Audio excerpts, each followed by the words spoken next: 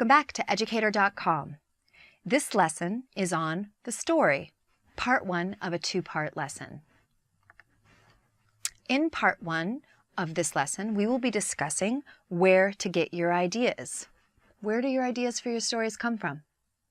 We will also talk about moving idea to story. What makes an idea cinematic? Let's begin. So let's talk about the idea and where do ideas come from. I've been doing this for a while, and I will say that from my own experience as well as observing others, the best ideas come from material you know intimately. They come from you, your life experiences. It could be an event, an idea, a feeling, a dream, a character, someone you know.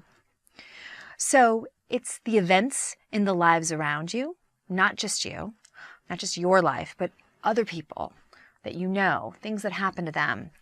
People in your life that might make great characters are also great inspiration for stories. Read the newspaper, watch the news, think in terms of stories that you could maybe tell. So news articles or something you see or hear in a local or the national news, also great places for inspiration for stories. Where else do your ideas come from? They can come from history. A lot of times we look to events that have already happened, big historical events, events that really happened as inspiration for a story. You may actually take that event and turn it into a fictionalized account, so far removed from it that it doesn't have anything to do with the real event other than it being the inspiration. Or you could actually be doing a biopic or reconstructing the history through a documentary.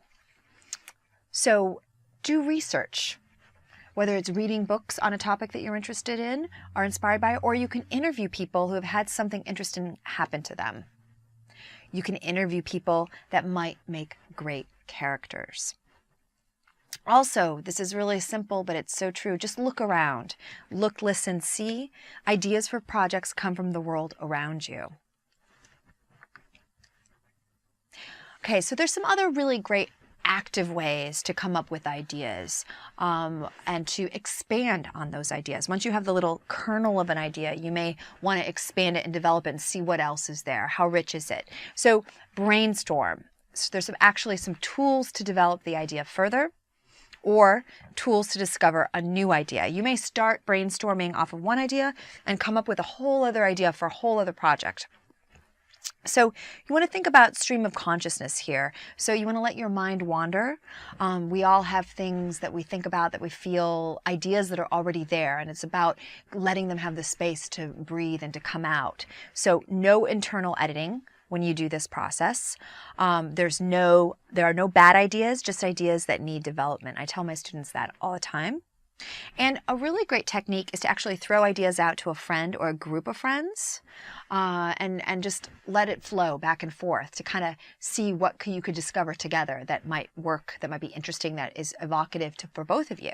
So take a walk and throw out ideas. So I find that walking, some physical activity, actually allows for ideas to start flowing and for the development of those ideas. Or you can get real formal with it and get into a circle and do what we call a group brainstorm, where one person might be in the middle of the circle and they're just throwing ideas out to everybody on the outside of the circle, outside of them. Or it could be you're just in a circle and people are just throwing out, working off of one singular inspiration of an idea.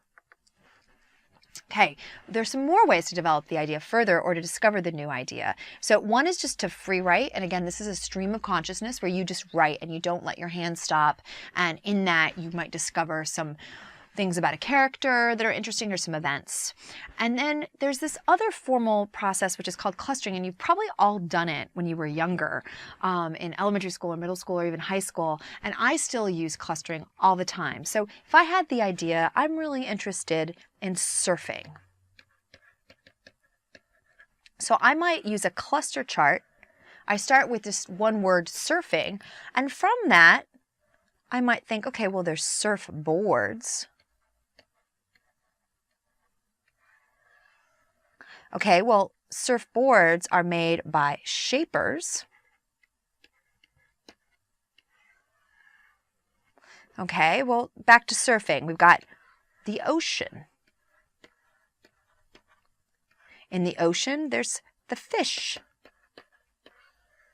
and animals. Okay, with surfing, we've also got waves. The science of waves, maybe. So here I've done this chart, and it may not seem like it's all related, but somehow I got to science coming from waves, and maybe I start with inspiration of surfing, but maybe I'm going to make a video documentary about the waves and the science of waves and how are the waves formed and where do they come from. That might be my exploration. So this clustering technique is something that we all have done in one way or another at some point in our lives, and it's a really great one for you to brainstorm and kind of expand an idea and develop it. Okay, more on the story. So these concepts that we're discussing about how to develop an idea, how to find an idea, these concepts apply to narrative as well as to nonfiction storytelling. So in your story, you're going to have a central character, a main character, often called the protagonist. So when you start developing your idea, you want to know who are the main characters. And to that end, you want to define for yourself, what does the character need? And then, of course, what gets in the way of that character getting what they need? These are called obstacles. So every character has a need or a want, and the thing that gets in the way is the obstacle. So you're also going to be thinking in terms of dramatic situations. So the needs and the wants and the obstacles all create a dramatic situation where there's conflict. So we also talk in terms of the premise of the show or the film or the idea of the documentary. And to that end, you really want to define, what is the conflict? Is it internal? Is it external? And who needs what? From who or from what? Sometimes what they need is not another person, but it's a thing or an event that needs to happen for them. And what gets in the way? So to that end, when we start having dramatic situations, and characters who need things, we have actions and stakes. So what is at stake is a question that you're always going to be asking yourself in every type of project. What can your characters gain? What can your characters lose? And again, you need a definable obstacle that gets in the way of them getting what they need, what they want. And then when you're figuring out as you're writing your story, developing your story, what your characters need, what they're going to gain, what they're going to lose, these characters, they have actions that they play, and the actors have actions. So what are the actions a character takes to gain what they need?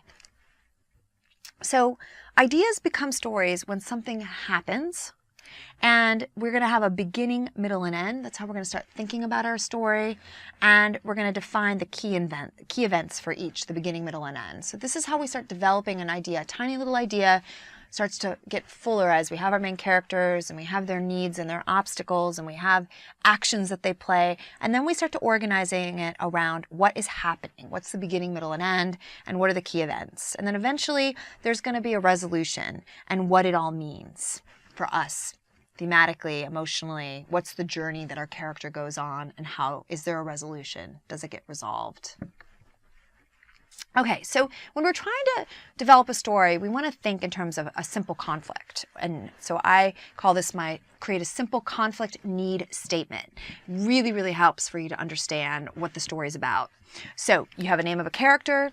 What do they want? Fill in, state the character's need. But then state the obstacle. What gets in the way? So an example would be, let's say there's someone, Sally really loves John and she wants to marry him. So you've got a situation where you have two characters, but the thing is that John loves Sally, and John, they get on well and they have a life together, but John's family is maybe not super keen on Sally and some of the choices she's made in terms of career. And so maybe John's family really, really, really don't like her, don't want her to be part of their family. And John, he loves his family. So Sally is our main character. She might want to be with John, right? To be with, or even to marry John, right? But his family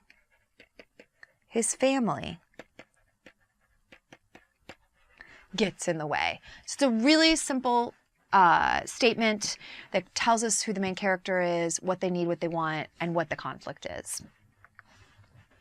Okay, so we're talking about ideas for stories, for projects, and really when we start thinking about the idea, we also need to think about what makes an idea cinematic versus it being a poem, a short story, a novel, or even a song. I mean, because there's lots of ideas that have stories, but they don't translate into cinematic stories. So in film and video, it's a visual and auditory medium, and that's something we always have to keep in mind.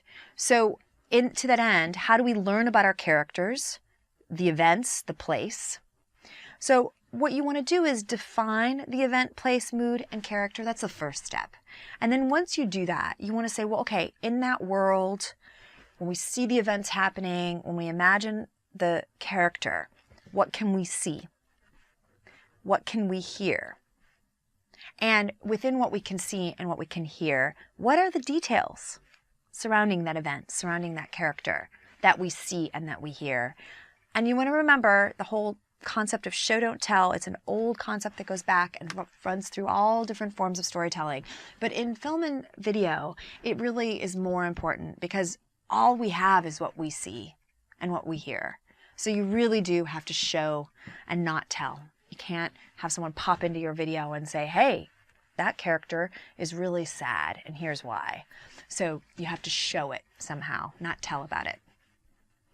So thank you very much for watching part 1 of a 2-part lesson on the story. Thank you, and this is Educator.com.